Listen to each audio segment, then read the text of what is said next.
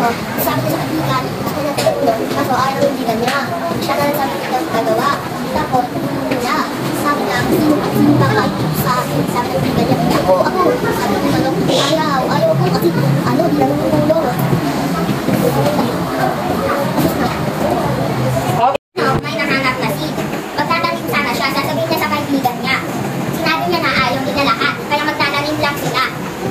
Kaso, magkakaroon na siya. Pinanap siya kasi, tapos, pumunta siya sa ayaw. Sabi niya, tapos,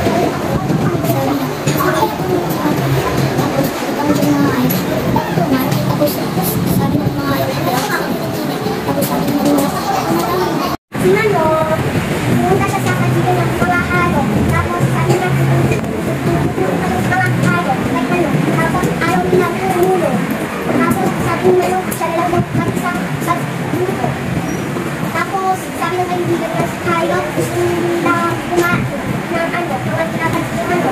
Sabi ni Mano, ayaw, hindi nila daw kailangan ng mga halo ng pagkain kasi hindi sa tapos sabi ng out kumakain. Si Mano ay nagtatanong. Sabi ni Mano, sino tutulong sa kanya? Pumunta siya sa kaibigan nila. Tapos, sabi ni kaibigan nila, hindi tutulong kasi nakilit sila. Nakikinitan. Ay, kaya, sabi ni Mano, sige, ako na lang. Nagluluto na si Mano. Tapos, sabi ni Mano, sino gusto? Tumulong sa pagkain. Sino tumulong sa pagkain? Tapos, sabi ng kaibigan niya, ako gusto ko namin. Tapos, sabi ni Mano, hindi kayo kasi nagtulong. Ang bibigyan ko lang ang nagtutulong sa akin. Tapos na.